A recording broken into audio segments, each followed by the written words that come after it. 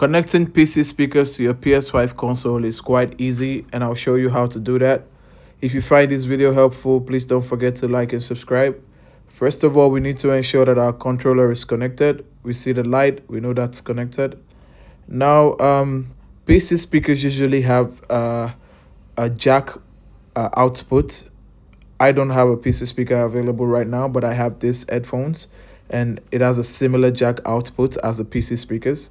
So what you can do is you can plug it to the back of your monitor or your TV console.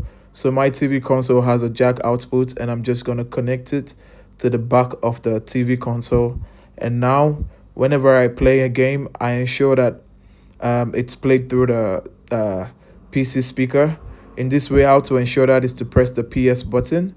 You scroll down to sound, and when you go to sound and you click it, output device, you choose HDMI device, which is going to be through the television and it's going to come through the PC speaker.